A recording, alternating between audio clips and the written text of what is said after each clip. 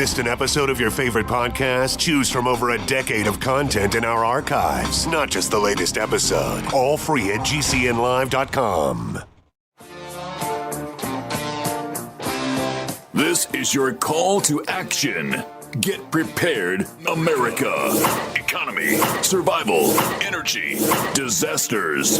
This is USAPrepares.com. Informative radio, educational radio. Interact now by emailing instructor@USAPrepares.com or text at 434-390-7953. Class, please take your seats. Now, your instructor, Vincent Finelli.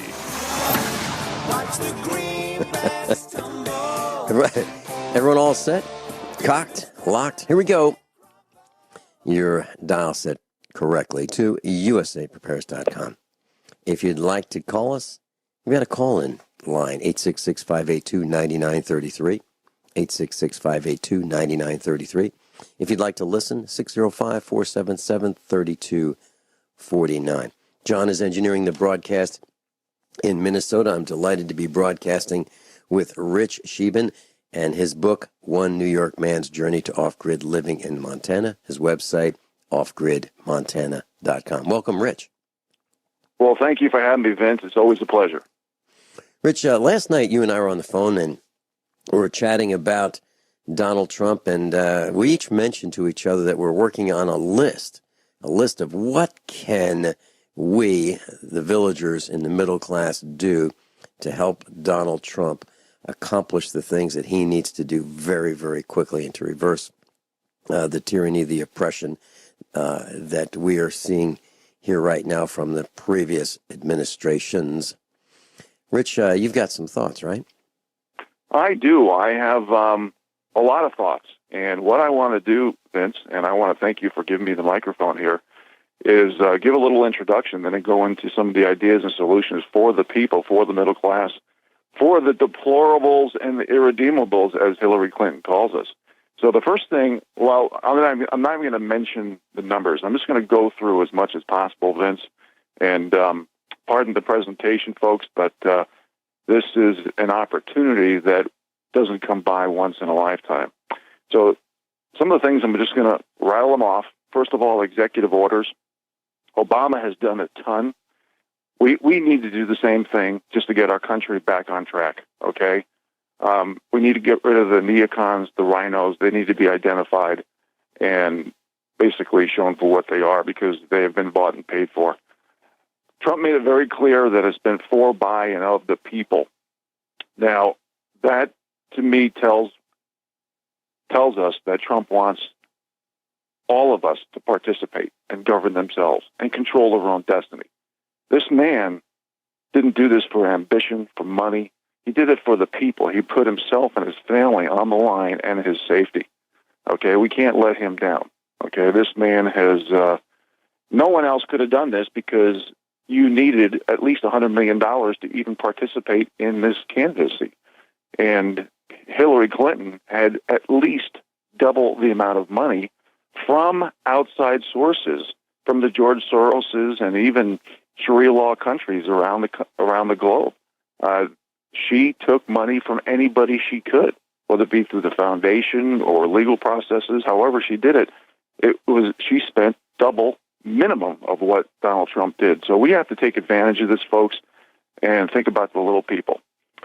Now, we have traded in logic and common sense over the past several years for corruption and political correctness. That needs to be reversed, okay? I think the people realize now that we've been distracted, dumbed down, and divided by groups. We are not the divided groups of America. We are supposed to be the United States of America. And just look at the riots that's happening now, folks.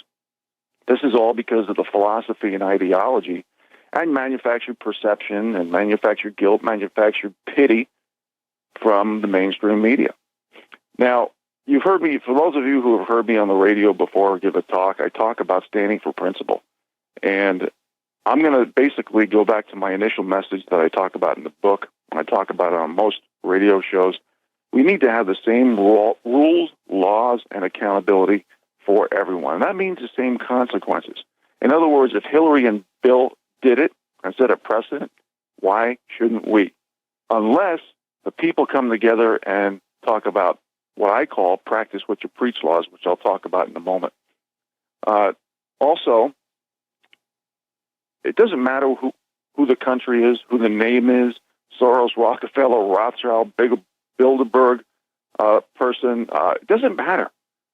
Anybody who incites violence or funds violence needs to be arrested by the American military. There's 62 people in the world that has a higher net worth than the bottom 50% of the world.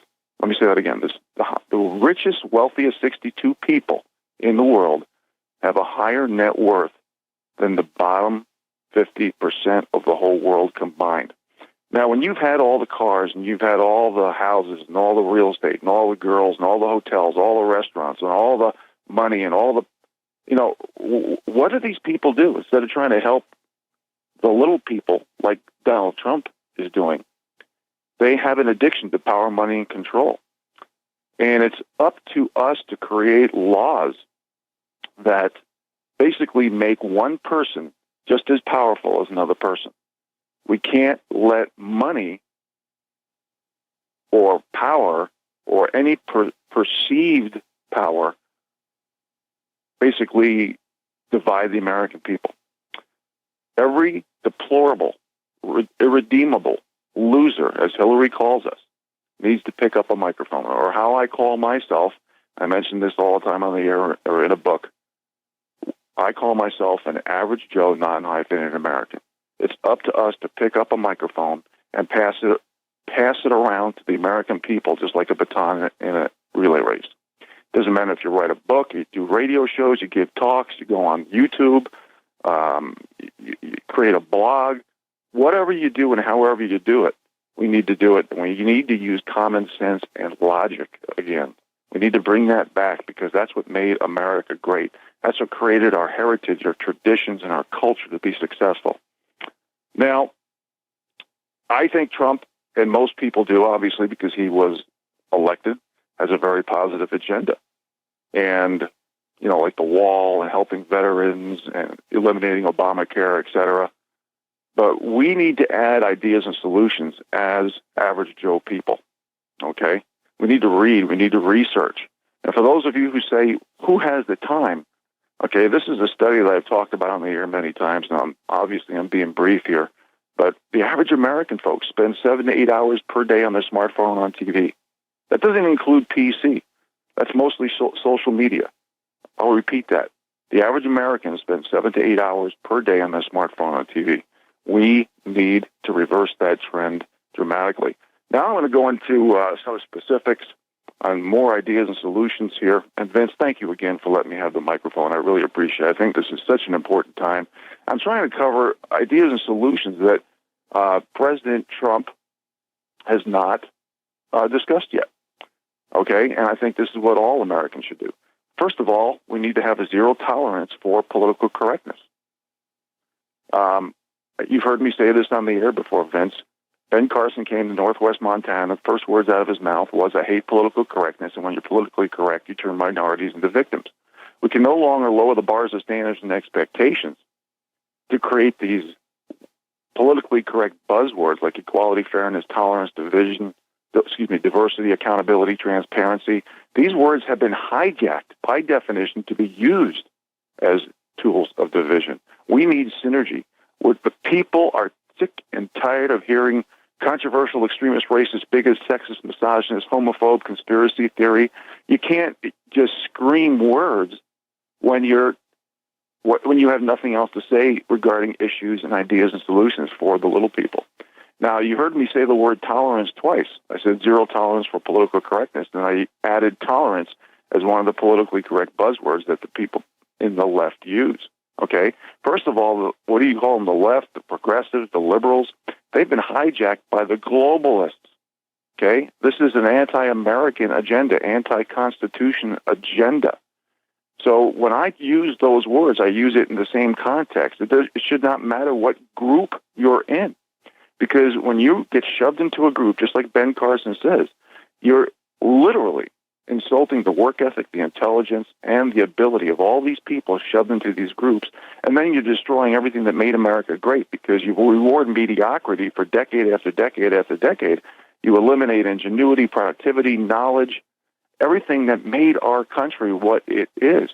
And you're insulting the American people and then the free world and the whole Western world by doing this. Next, what we need to do is vote, veto, and pass laws one line and one issue at a time. Okay? You've heard of like the one-line veto years ago, which really never occurred.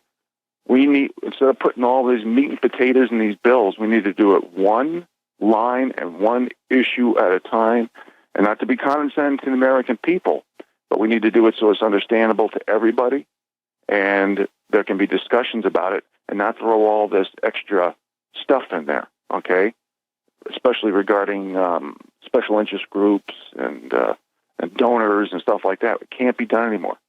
Okay, next, no more fundraising, no more focus groups, no more superdelegates. We need to elect on merit. We need to eliminate the Electoral College and the popular vote by definition as it stands. Look at the country, folks. It's all red. Look at the map of voting. Every county is almost red. Dead people voted. Illegal people voted. Busing people around. There's 3,200 counties, in this country. I'm probably off by 100 or so, but it's around 3,200 counties. My suggestion is if 1,601 counties vote for a certain candidate, that candidate should be the winner. We cannot have the Electoral College and the popular vote by the definition it stands, because what it's doing, it's making California, New York City, and District of Columbia telling everybody else in the country how to live, what to say, what not to say, and how to think. That should be unacceptable. Next, we need, and you've heard me say this, Vince, and your audience has, practice what you preach laws is absolutely mandatory at this point. We can't keep calling someone a hypocrite because it doesn't hold any water. It doesn't go anywhere. It doesn't fix the problem. All laws should be non-exempt. Now, let me give you some examples. If you are a proponent of Obamacare and you're in Congress and you're voting for special health care plans, that should be a red flag. It should be illegal. And Vince, I'll pick up on this topic when we get back from the break. Rich Scheben's with us. I'm Vin Finelli. This is USAPrepares.com. We'll be right back. Rich Scheben's with us, Off-Grid Montana, offgridmontana.com. Rich, please continue. Appreciate the microphone, Vince. Going back to practice what you preach laws, folks, if you're a proponent of Obamacare and you send your kid, or Common Core, you send your kid to private schools, that should now be illegal. If you're on the stump and you're talking about living green and ozone layers and you're flying all over the world or the country, especially promoting global warming, that should be illegal. If you're a gun control proponent, you're hiring bodyguards, and you're using weapons and you're a movie star and you're using weapons in movies, that should be illegal. Okay, if you're preaching socialism and you're living lavishly, that should be red flagged. If you're living behind a wall, especially with bodyguards or security, and you're a proponent of illegal immigration and you're making the poor people have a lower quality of life and less safety, that should be illegal. We should also, and pardon me, I just have a lot to say, folks, and I'm just rattling through stuff. We need to replace judges and attorneys with grand juries in every county in America. Okay, we're at the point that when I tried to sue, when I was with GlaxoSmithKline, I tried to get a part-time job share while I was suffering from spinal stenosis, nerve damage. I had one attorney tell me I didn't have enough group self-pity points. Now, that's about as degrading and derogatory to every minority as you can possibly get. This is just an expansion of division and that philosophy. We need to start also rewarding heroes, especially whistleblowers. We need to give them some type of citizen medal of honor. And I think Julian Assange from WikiLeaks should be at the top of that list. Some other examples would be James O'Keefe with Project Veritas and Edward Snowden And I could talk about every one of these categories or criteria that I'm discussing in great detail, but I just don't have the time. We need to reward whoever's an anti-globalist New World Order proponent, regarding countries or individuals. We can't reward people who have that philosophy, okay? We need to reward the people who are the anti-globalist New World Order, okay? We need to increase trade and tourism. Now, I'm not a big foreign policy guy. I don't have a lot of knowledge. But if Russia actually was anti-globalist New World Order, we need to increase trade and tourism with them. I mean, they're a world power. I don't want to have war or nuclear war with this country. Brexit is another example. Ecuador, I don't know much about them, but if they were protecting Julian Assange in their embassy in London, we need to reward Ecuador also with trade and tourism as well. We need to have conversations about the Fed, the IMF, NATO, the UN. We need to get our internet back, okay? We need to think about backing our banks with silver and gold regarding our currency, because who knows how long our world reserve currency status is going to last. Now, this next thing that I'm going to say, folks, we've all been reading about this, on how the economy is going to take a big hit and probably go down. Well, look at all the bailouts to the too big to fails, the too big to jails. In 2008, the trillions of dollars that was printed, the top 1% got all that money. There's so little business investment right now. The world reserve currency is hanging by a string. The velocity of money is almost non-existent. The corrupt monetary policies from the central banks, the Fed, all the big banks, doubling national debt, pensions, folks, government pensions, and the top 130 corporations are in the red by trillions of dollars. We have a derivative scam of what could be as high as 1.5 quadrillion, which is 26 times the global GDP. We need a plan B for the little people, and I hope Trump and his people are going to discuss this, because this is not all Trump. This is the people talking, okay? And he's going to get some good people around him who obey the Constitution and care about the American people, okay? Now, my idea in Chapter 15 of the book talks about self-sufficiency, preparedness schools, and trade schools. We need to create that balance of nature and common sense with technology, okay? We need to relearn some of those lost 19th century skills and dovetail them with 21st century technology. Rich Scheben's with us. We'll be right back after these few short bottom of the hour commercial announcements. This is USA Prepares. I'm Vincent Finelli. Class, Rich Scheben's with us.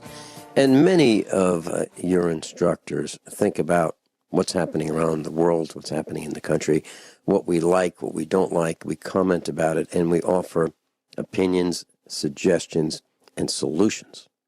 And that's what Rich Scheben's doing right now. Rich? Well, thank you, Vince, and thank you for letting me exercise my First Amendment rights. I really appreciate this.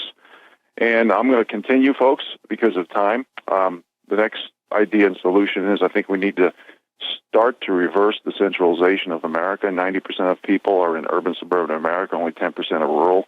And the skill sets are almost non-existent from the old 19th century skill sets. And if we ever have an economic collapse, which I talked about briefly, or an EMP, or a financial collapse, or anything, I just don't think the American people are prepared for survival.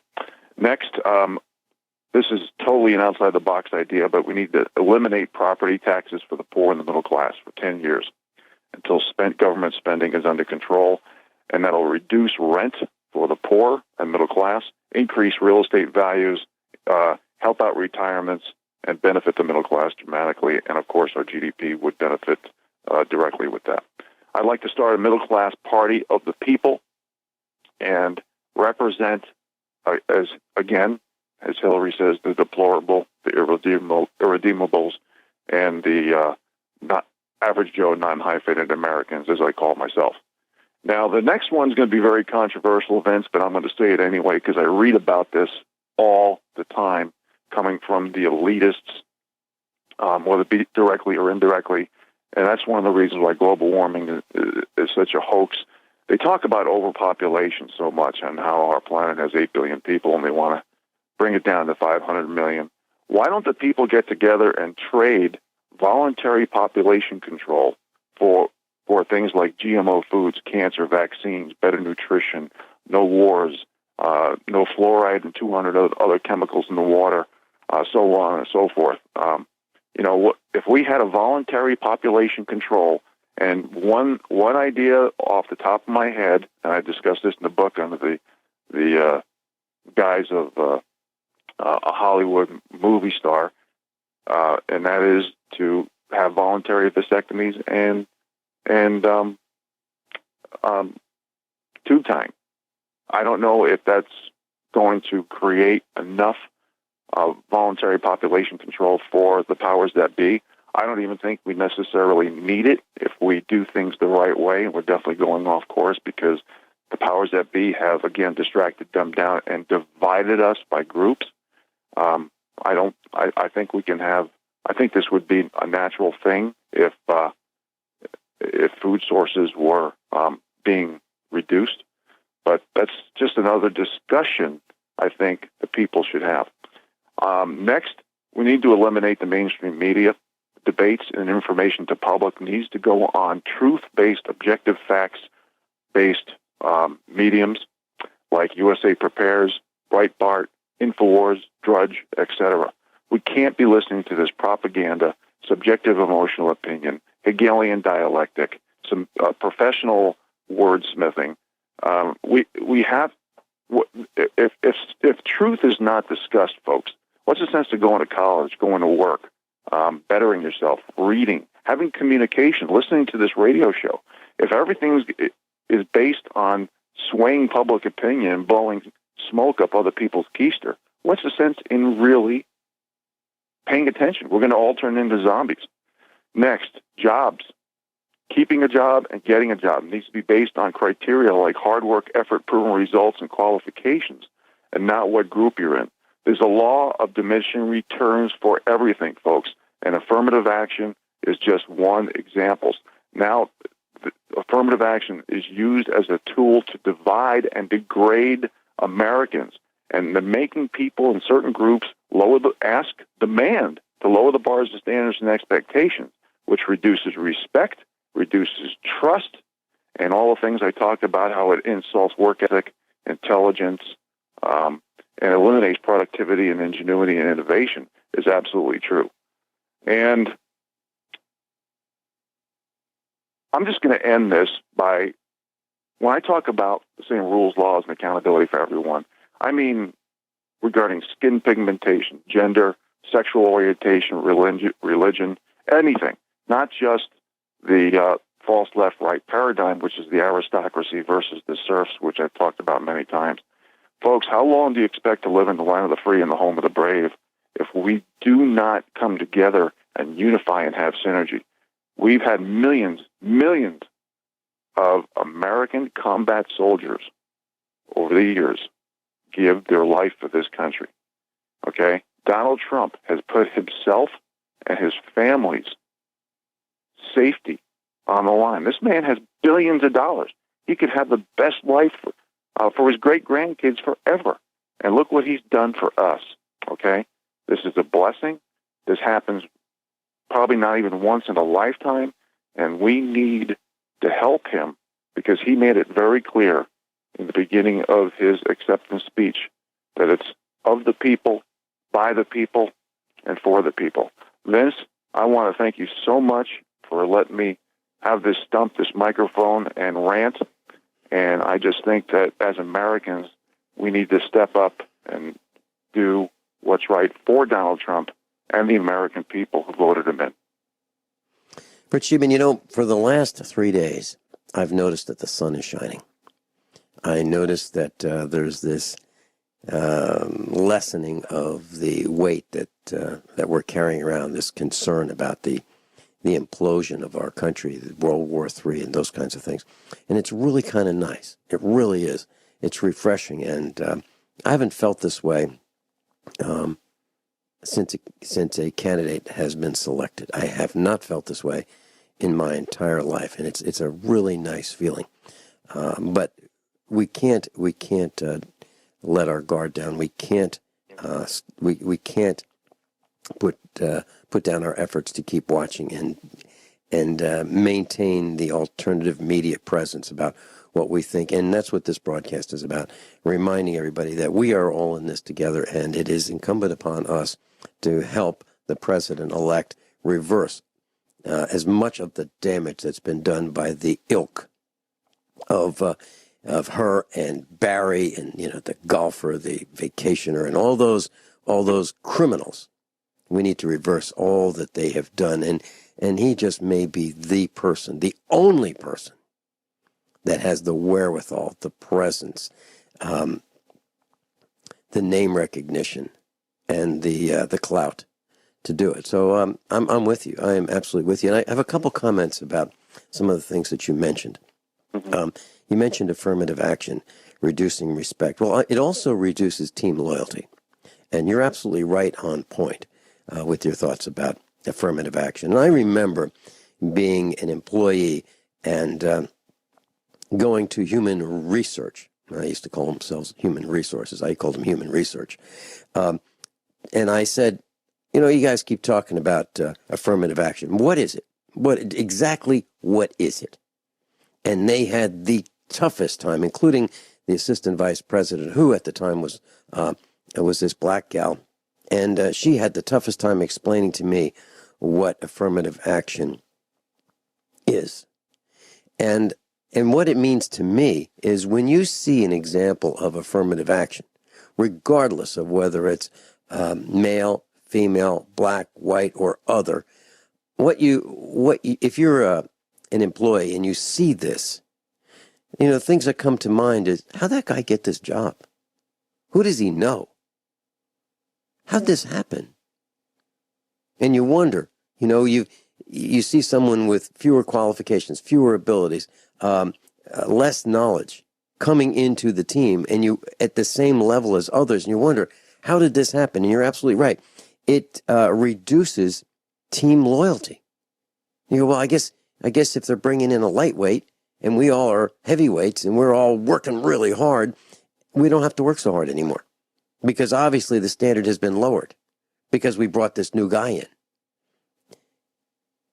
Absolutely. What it does, Vince, it depreciates value and appreciation for even having a job. Mm-hmm. And lower the bars of standards and expectations, you can't expect good things to happen long term. And another thing that you mentioned was one-line bills. And I attended a meeting in Springfield, Missouri, a couple of years ago, and they had a Missouri state representative there, and they had another guy. And this other guy was in charge of reviewing all bills presented for vote for constitutionality in Missouri. And of course, one of the things that you're told when you're seeking a job and you're going to a job interview, you never, ever, ever, ever, ever, ever ask, how much does this job pay? So I'm in this meeting, and so my hand goes up, and I'm one of the first people to ask a question.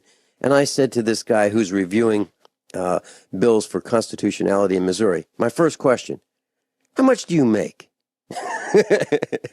This guy looked at me like, whoa. And I said, well, how much do you make? How much are we paying you for whatever you do? He said, $65,000. I said, how many employees do you have reporting to you? He said, 35 people. I said, wow, 35 people. And how much do they make on average? $35,000 each. So we have 35 people making an average of $35,000 each. The boss makes $65,000. I said, I've got a solution. What we should have is one-line bills. And he laughed at me. He said it would never happen. And here's what I said. I said, here's what we should do. We should fire your entire staff. Everyone. We'll let you keep your job. Everyone else gets fired. And we're going to save 35 times $35,000 by doing that.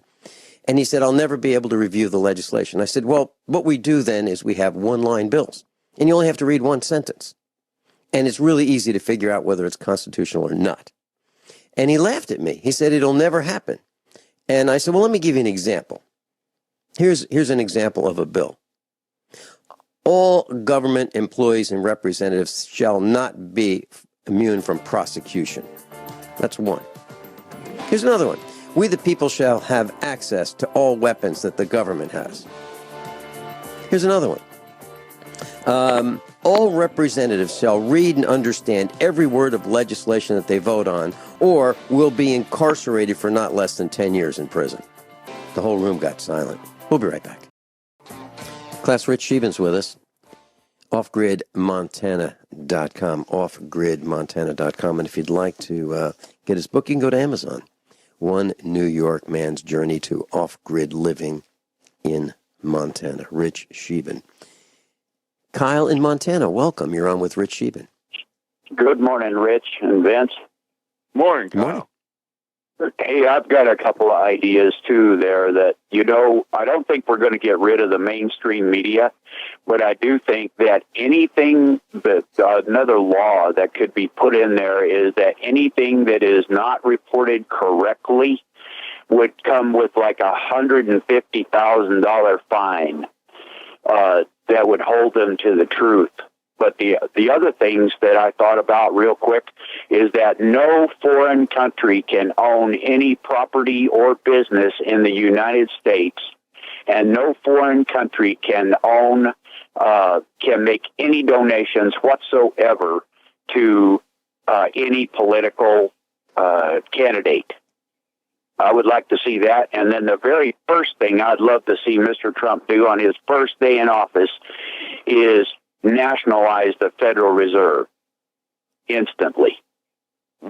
But anyway, now, that's I agree, Kyle. I agree. This is what Americans, patriotic Americans, should be doing. Okay, we're not anti-government. We're anti-unlawful, overreaching, too big, corrupt, foreign-owned, foreign-induced, incorporated. We shouldn't be run by the central bankers. We're a constitutional republic, and this is what people need to do. We've been drunk on the Kool-Aid of political correctness for so many years that people have turned into zombies. I mean, 50% of the population, Vince, can't even come up with $1,000. We need a different plan of action. Yep, Gentlemen, I was at Sam's Club. Go ahead. I was at Sam's Club yesterday. Very quickly, I was at Sam's Club yesterday, and I saw a guy really dressed to the nines. Very, very expensive suit. First thing that came to my mind is, who is he stealing from? Is he a politician? Is he a lawyer? Is he a banker? Isn't that horrible that that's the first thing that came to my mind? Who has he been stealing from? Because he was really dressed nicely? Because the rest of us are struggling? Well, yeah. Literally. You think about, that's what came to my mind. Sure. Well, Rich has, touched on this many times that, we have two classes of people in this country, it seems. It's always the haves and the have-nots. The other thing, the way I boil affirmative action, Vince, is it is prejudiced against the white male. That's what it boils down to, in my opinion. And I've seen it over and over and over and over. We had a black guy one time working as an electrician, and it was required on this job to wear a shirt. He was the one of three black guys on. He would wear suspenders because he was well muscled and stuff like that. And the boss would do nothing. The union would do nothing. They give him the simplest jobs because he was worthless. He would have been fired if it would have been a non-union job. That's just reality. I mean, there were some black guys on the job that did really well, and I'm good friends with them. But I'll never forget this guy because he just flaunted it. He was one of the first guys laid off, but it was pathetic. But are you saying that he just refused to follow safety instructions? Because when I taught computer science, I absolutely required that none of my students have jewelry that could help them get electrocuted. They couldn't wear chains, and they had to dress appropriately for the job. Exactly. Yep. Mm-hmm. And he knew he was beyond being fired. There was no way they were going to do it, and he flaunted it continuously. All right. Let me ask you this: did that help reduce morale? Oh, everybody was upset, mad at this guy. Okay. Did it help reduce? Did it help reduce teamwork, team productivity? Well, sure it did. Of course. Okay. There you go. Rich Scheben, any final comments? the same rules, laws, and accountability for everybody in American soil, and that also means the same consequences. People speak up, grab a microphone, pass it on as a baton. America needs all of us. Yeah, Thank so you, if you're in a waiting room, don't just sit there quietly. Go talk to the people next to you. Help educate them. That's what I do. Kyle, thank you so much for calling in and being with us. Rich Scheben, thank you for being with us. OffGridMontana.com. Rich, I'm going to see you next weekend right here on the radio. Everyone all set, cocked, locked? Here we go, hour number 2 of USAPrepares.com. And for those of you who are new to this broadcast classroom, there are over 200 of us here at USAPrepares.com. And all of us are innovators.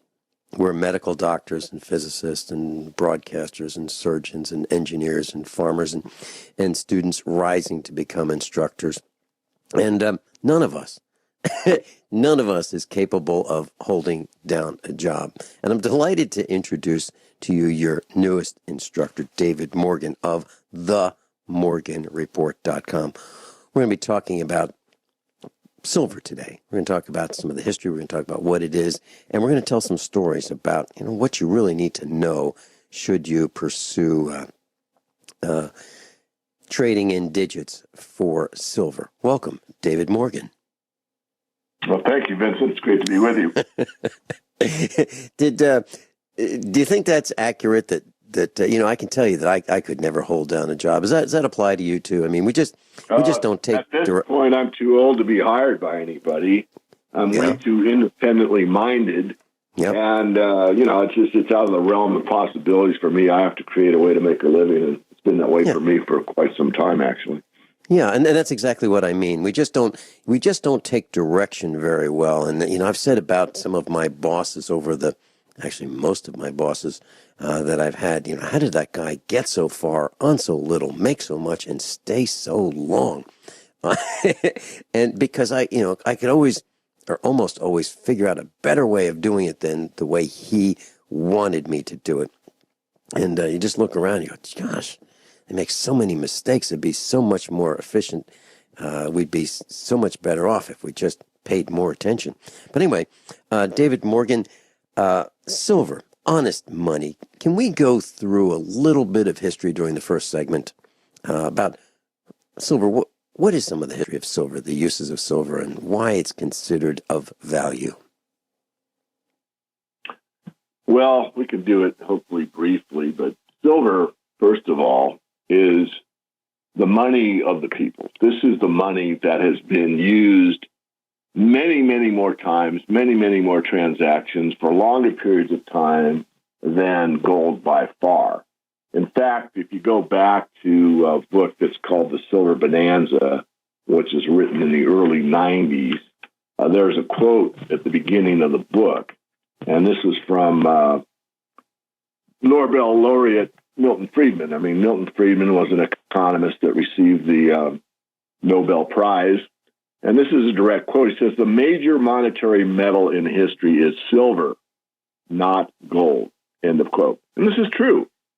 Now, I'm not saying that gold isn't money or gold isn't used. What I'm saying is that silver has been used, again, more often, more places, in far more transactions than gold ever has. Gold is a high unit value money, meaning an ounce of gold at the time we're doing this interview is worth roughly 70 times an ounce of silver. And another way of saying that, of course, is it would take 70 ounces of silver to buy 1 ounce of gold. So gold has been settlement basically for international transactions, king to king, nation state to nation state, balance of payment settlement, and that type of thing. Not that you couldn't take a gold coin and go into a clothier and have a custom tailored suit and pay in gold. That's true. But most of the time, silver was used in those type of transactions. So the first money mentioned in the Bible is silver. And the primary use of silver up until, let's call it the electronic age or electrical age, has been its primary use, money, as a means of settlement, savings, etc. And that's part of the modern history. If you go into, the ancient past, before coinage, there was natural gold and silver. It's called electrum. It's a combination of gold and silver, and that was used just as a value means of settlement or payment or transactions. But coinage took place, and then the coinage wasn't really that uniform, and then over a short period of time it became uniform, where basically the weight of each coin was the same and the purity was the same, and then the real money, if it was, came into being. And this facilitates the greatest way for human beings to work together. And the reason for that is division of labor, that each person gets to do what they, in a free society, whatever they choose to do or they're passionate about doing, and then they can take that skill set and receive money for it. And that enables them to transact with everybody else in the community in a most efficient way. So it's really a way, sound money, honest money is a way to ensure freedom and to ensure that everyone has the potential to be their highest and best good and the most, maximum benefit of the paradox. The paradox being maximum use and benefit to themselves. In other words, achieve what they want within their own personage, and also contribute to the community at, again, the maximum rate, because they're doing what they want and producing to their maximum passion, ability, etc. So it's idealistic, but it's the way things have been in the past. And just because the potential exists does not mean that everybody does it. It's just like the American dream. I mean, it can be anything you want to be. Well, I think that died a while back. But the point I'm making is that just because the potential is there doesn't mean that everyone will do it or take advantage of it, understand it, or implement it. David, when you mentioned silver is the money of the people, and one of the first things that came to my mind, first of all, you're absolutely right, but one of the first things that came to my mind is I was thinking back to my grandparents, and even my parents used silver coins, 90% silver, and they were well worn. They, if you looked at them, you could see that the silver had been worn out or worn off these coins. I'm talking about silver dollars, silver half dollars, silver quarters, and silver dimes that were in circulation until, 1964, for the most part. So that's generally correct. So we have used them, and they are used for the transaction, or were used for the transactions by the villagers. And I think it was great. And now, and the silver coins still have the same purchasing power. Those 90% silver coins still have the same purchasing power that they did back in the 1960s, 50s, 40s, 30s, and so forth, don't they? Yeah, pretty much. I mean, not to say that the price of silver doesn't vary. It does. And that sometimes it's undervalued, sometimes it's fair valued, and sometimes it's overvalued. But what you just said, Vincent's absolutely true. When I started driving, a gallon of gas was roughly 25 cents. And if you use a 90% silver coin today, you can buy a gallon of gas. It would buy a gallon of gas. So just like gold, it's a constant purchasing power. Again, there are some caveats to that, but the general idea is it maintains purchasing power, and that's true in the long term. And so again, a 25 cent, 1970s, you could buy a gallon of gas for a quarter, and today with a silver quarter, you can still buy a little more than a gallon of gas. Mm-hmm. Yeah, and a soda, a Coke brand soda out of a soda machine was 10 cents. And with a silver dime, there's enough value in a silver dime today to still buy a Coke out of a machine. I'm thinking about those who are concerned about the storage of silver and precious metals. And what I'm saying is, we have been conditioned to think that numbers represented on a piece of paper, digits, if you will, represent our stored wealth in a bank account. That's where it's at. And trading those digits, looking at that bank statement every month, saying, wow, this is great, I've been able to save a little bit more. I have a greater number than I had last month and a greater number than the previous month, and this is wonderful. Taking some of those digits and purchasing precious metals like silver is a little disconcerting at first, wouldn't you say? But then... Oh, absolutely. I mean, I've had this discussion with many people over the years, but one in particular I always recall. It was from a friend of mine that's a coin dealer in Arizona. I'll leave it at that. There's lots of coin dealers in Arizona. And he said, it's very interesting that people will listen to the lectures, they'll listen to my radio show, they'll get all enthused maybe about, buying silver, buying gold. But very few will take action, because once you take action, this is his idea, and I agree with him, you've actually made a commitment that changes something within your psychology. And I don't want to get too esoteric here, Vincent, and maybe you can help me spell it out in more plain language. But the idea is that, rather than it sounds like a good thing to do, you actually take an action. You've gone from that emotion to motion. You wrote that check, you came in with some, greenbacks, you put it on the counter, and you came out with some gold coins or some silver coins or both. And that means that you've actually made a commitment to the idea that maybe things aren't really right in the financial system. And most people would rather go on with this normalcy ballast that it might sound scary, spooky, these guys are, a little off, or whatever their normalcy bias is, and most people have it, that when you buy metal, you're actually making some commitment and a statement to yourself that, honest to goodness, I actually think there's a potential that things could go awry. And, that is a fact. I mean, the 2008 crisis happened.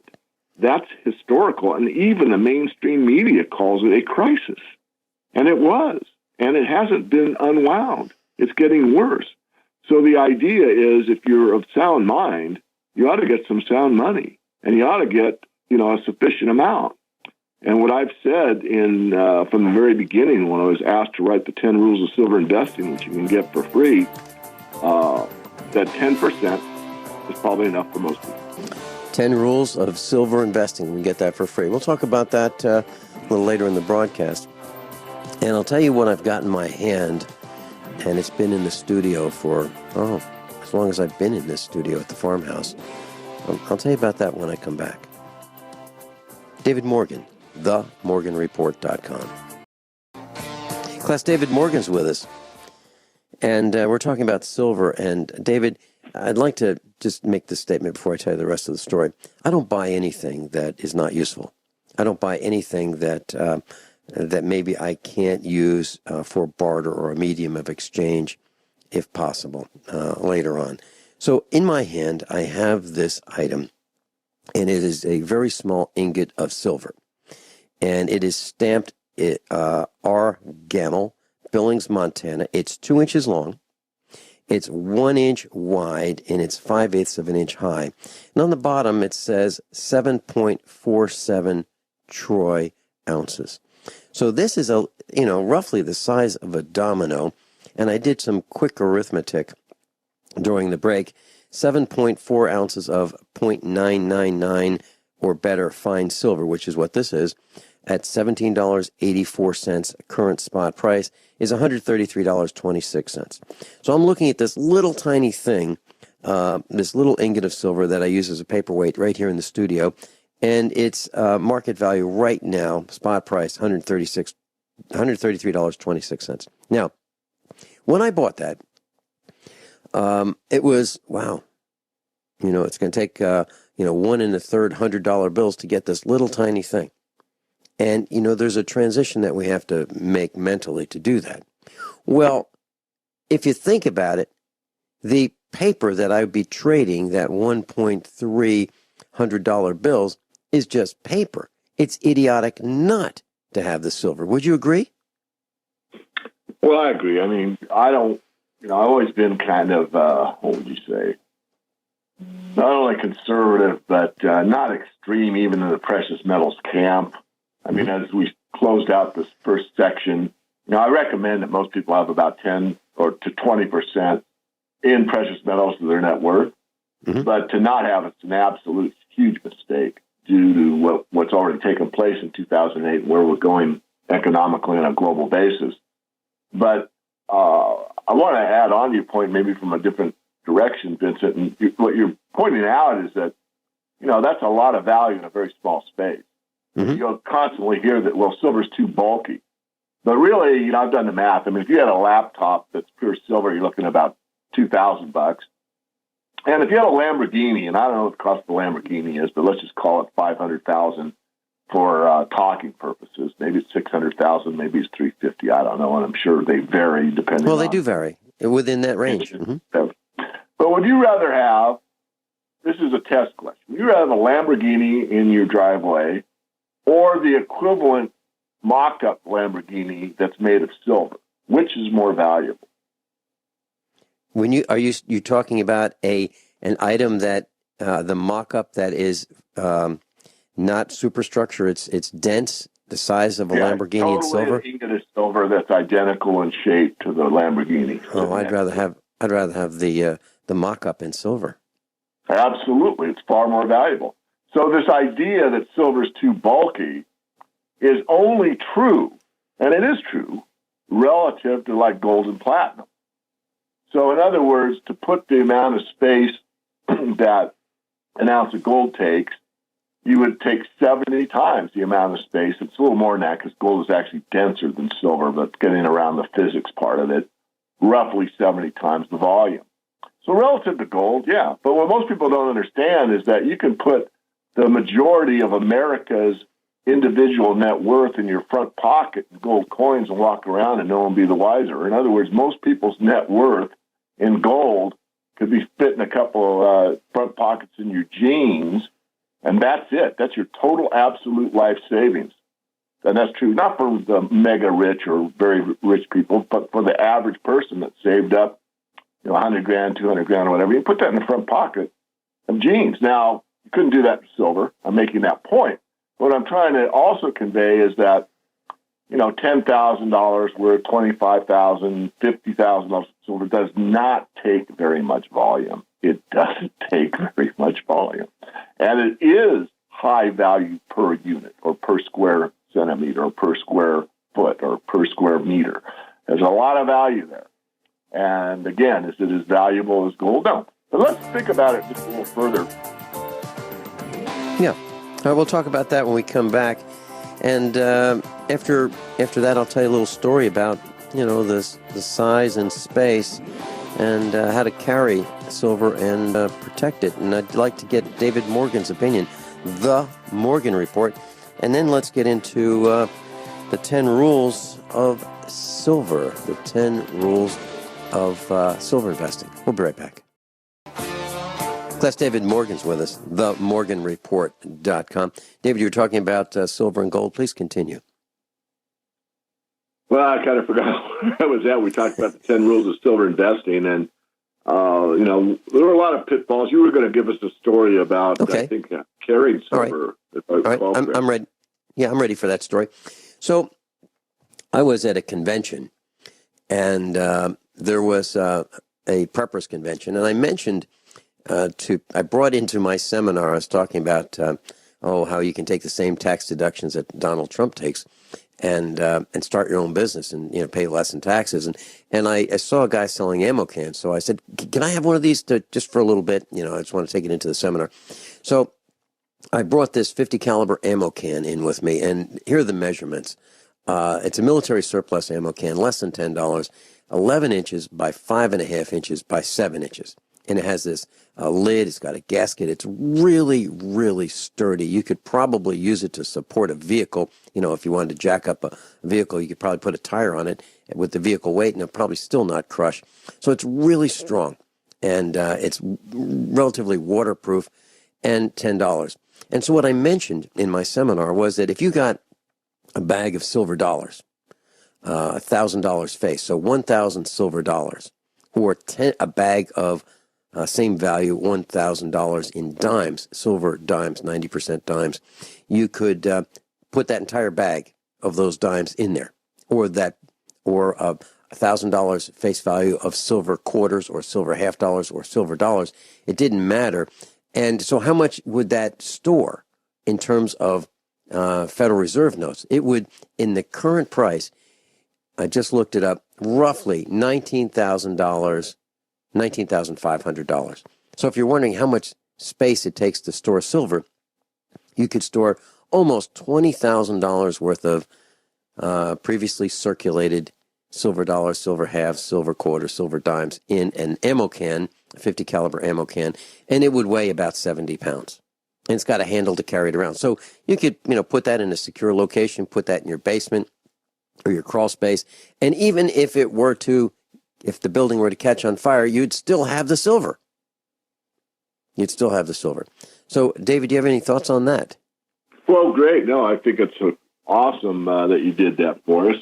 And it does put it in perspective. I think everybody can relate to it. And I would add on to it, not about the bulkiness. We've kind of beat that to death. And thank you for what you just shared. But what's the value? And the value, of course, is about 20,000 in frauds, the Federal Reserve accounting unit denominations. However, let's say that silver goes back to its historic mean, which means that $1 a day would pay for whatever you needed for the average, family person, the average person out there. That would mean $1,000 is good for 1,000 days, which is 3 years. Now, I'm not saying that $20,000 in fiat will last you 3 years. That's not what I'm saying. What I'm saying is silver is very undervalued at $19 the ounce.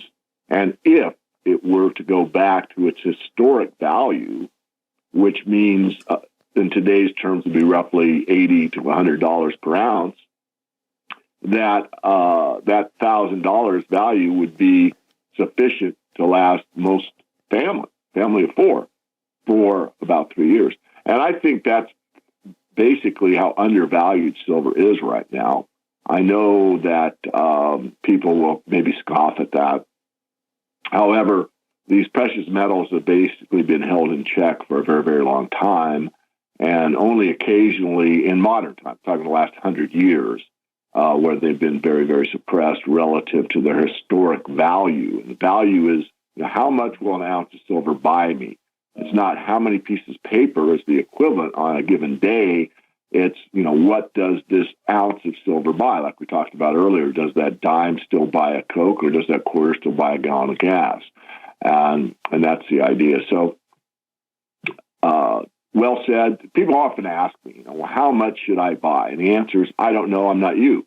What works for you. But as a general idea, 200 ounces at fully valued silver is probably good for like 6 months living expenses. So it depends on the person. I say in the 10 rules of silver investing, which maybe we want to talk about next, that 10% of your net worth in precious metals is probably sufficient for most everyone. You're talking about frauds, Federal Reserve accounting unit denominations or dollars. I just did a quick search on eBay while you were talking. I have from Germany a 1937 Renton. Actually, I have Renton marks, which are like a trillion mark note. And I just looked at how much a trillion mark note is from 1937 on eBay, $1.25 or best offer. Okay, and I looked up a 5 mark German silver coin from 1936, just an average, nothing special, silver coin, $20. So there you have it. That's what happens to paper versus silver. That's what happens. Absolutely. So, well, silver, I'll chime in on that. I just got back from the Edo Metal and Commodity Conference in Germany, in Munich. I've only been back a few days. And, of course, of all the places in Europe that we lecture on precious metals and why they're important in a portfolio, the Germans above all get it. And the reason they get it, of course, is because their parents or grandparents, or in some cases great-grandparents, experienced the hyperinflation of the Weimar Republic. And this is almost in their DNA. They get it to an extent that probably no other place in Europe understands why precious metals are so very, very important. Because they saw that literally a wheelbarrow full of currency was actually the wheelbarrow was worth more than a wheelbarrow full of currency back then because of hyperinflation. And we just can't imagine that. But yet it happened. And it's happening right now in South America, right? Argentina. Isn't that happening right there? Inflation is out of control. It's happening in Argentina. I'm sorry, Venezuela. Right? Yeah. Venezuela, exactly. You're right. People are starving. And the price of everything is escalating. So let's talk about the 10 rules of silver investing. Sure. I was asked by this global book called Investing Rules, and what they seek is to get like 150 of the world's respected financial experts in basically 150 different fields. I mean, mutual funds, real estate, leasebacks, all kinds of different ways to invest, and there's plenty of them. And then they interview them, and you have to come up with 10 rules, and they're supposed to be pithy and all this stuff. And so I was kind of honored. I think the book comes out every year. I don't know if it's published anymore. I just happened to be early in my career, my internet career, you might say. And so I wrote the 10 rules. So I thought I'd just start off with a bang and just get right down to it with the first rule because it's probably the most controversial. But I tried to frame it in a way that not only makes sense, but is maybe not too harsh sounding because of the reality of monetary history, which happens to be one of my passions. So rule number one is when all else fails, there is silver. No one likes to be a prophet of doom, but the simple truth is that silver is the world's money of last resort. Should a severe economic collapse occur, leaving paper assets worthless, silver will be the primary currency for purchasing goods and services. Gold will be a store of major wealth, but will be priced too high for day-to-day use. Thus, every investor should own some physical silver and store a portion of it where it's accessible in an emergency. So I think I was very clear on that. I tried to put it in terms that, that is meaningful to most rational people that can think on their own. Mm-hmm. So I believe what you're saying is in rough times, if you are going to exchange silver or gold for, let's say, food, you really don't want to pull out 1/10 of an ounce of gold coin at 1/10 of an ounce, which is worth well over $100 in today's terms. You'd rather pull out a silver quarter, which is closer to the value, or a dime or 2 dimes, junk silver, if you will, to buy that or exchange for that loaf of bread. And that's what you're saying. Is that right? Yeah, exactly. And I'm also saying that every investor should own some. And if that were true, the price would probably be well over $100 fiat per ounce because they call it precious metals for a reason. It's very scarce relative to a lot of other asset classes. But people don't know that because nobody on Wall Street really will build the case for why you should have some precious metals in your portfolio. Mm-hmm. And I'm thinking about the people who would say, geez, where would I store it? Where would I store these, these pieces of silver, these silver coins, these silver rounds? And these are the same people who have a jewelry box, and they'll have maybe a pearl necklace or a gold chain or 2 or earrings, and they'll take them off, put them in the jewelry box, leave it on the dresser for anybody to come in and, hey, let's go to the bedroom, let's go to the dresser, let's go to the jewelry box, and let's hit that first. It makes no sense for people to have jewelry that they think is very valuable, very precious. They're willing to keep that at home, but not gold and silver. Interesting. I love the way you think.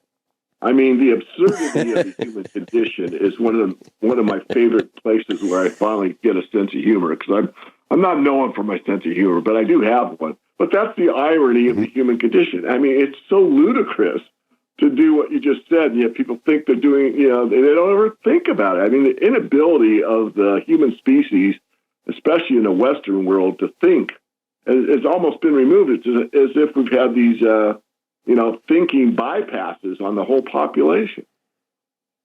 So that brings me to the the box that you have at the bank, that locked box that you pay rent on, and people will do that, and they want to make sure that they have their valuables in this locked box, in the locked bank, in the locked safe that they have to get permission to get to. Is that idiotic or what? It is. Why have your precious items in the control under the control of someone else? Does that make any sense? Let's talk about that for a second or two when we come back, and let's go through some of these other rules for silver investing. David Morgan, The Morgan Report. We'll be right back.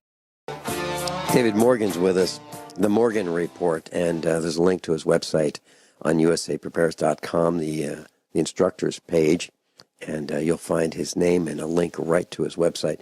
So the price or the cost to rent a 2-inch by 5-inch by 12-inch long safety deposit box is between $15 and $25 a year. And so if you put anything in there, it is under the control of others, and you do not have access to it 24/7. I can't imagine putting anything in a safety deposit box. David, your thoughts on that? Yeah, I agree. A lot of people feel secure doing it. In fact, in my youth, I used to. In fact, I was actually thinking of getting one and having my wife at the time put a little bit in there, kind of to diversify. In other words, some in the backyard buried and maybe some in the bank. And, of course, I do my homework and research as well, as I know, Vincent, you do. And it was a change in the law or code, I forget which, but basically what Washington State said at that time, and I'm going years and years ago, was that they have the right to open up your box, take anything out of it, and then tell you after the fact that they found something like cash that they weren't sure where it came from, and therefore they're going to confiscate it until further notice. So, guilty until proven innocent. So I, of course, told her, forget it. And I also made my newsletter friends and associates well aware of the fact, because one of them from New York had actually recommended that. You live in a city, you live in an apartment and all that, you want to think about, well, where's safe? But as you just mentioned, there's nothing wrong with having 2,000, 4,000, whatever, a few hundred, depends on the person, of course, rings, jewelry of a fairly substantial value hanging out on top of the dresser, and you don't think a thing about it. But as soon as you get the equivalent in metals, where do I put it? Oh, my goodness, I'm scared. Where does it go? So there's a lot of places in the apartment you can put it. Depending on how much. I mean, if you're going to look at the Lamborghini in silver, that'd be a little tough. But anyway, I'm trying to be a bit humorous here. But I agree. I think that for almost everybody, you want to stay away. Now, I want to add on to that, because there are private safe deposit box type of places. They're very rare. They used to be fairly available in the 70s. You got to remember my age. I've already gone through one complete cycle of the bull market from 1965 through 1980. And, of course, now I'm through this one, and we have, I think, a few more years left. But there are some. There's one in Las Vegas. I think it's called 24/7 Private Vault, and it is very private, and it is accessible 24/7, as it says, any day of the week. But, it requires you having to go to Las Vegas to get it, which may not be worth it. Now, I teach, depending on the individual, that if you have a high net worth, you might want to divide it up into 2 or 3 places. In other words, you may not want all of it in your house. Now, again, that depends on the person. If you're talking about a relatively modest amount, maybe 6 months worth of living expenses that we already visited upon, then that's good to just keep close to you. If you're talking, substantial amount in fiat, you might consider having it in 2 places or 3 places. I never recommend more than 3. I think 3 is sufficient diversification, especially if one is outside of the jurisdiction that you're living in, and then maybe 1 or 2 other places. So there all are alternatives to store metals that you do have access to, but it's very, very rare. There aren't many of these type of places available for you to rent. And they are higher cost, but then again, if you've got, several $1,000s worth of metal, and instead of paying $25 to the bank for a year, you pay $75 to a private business for the same basic security, but access that it's really your property and there's no intermediary, to take it. David, when you come back, can we go through some more of these 10 rules? And how do you think we should best get in touch with you or start learning more about what you do and how you can help us? Well, it's very easy to get on my YouTube channel. There's lots of information there. And then if you're really interested in my work, you can hit the little, I think it's a bell or something, and every time I do a new update, you'll get that. And that's all for free. And also, go to themorganreport.com, just give me a first name and an email. I'll send you the 10 rules of silver investing. And also 2 movies. One is The Age of Empire. It's called the Four Horsemen Film.org, which I was in along with several other people. We're out of time. David, hey, thanks so much.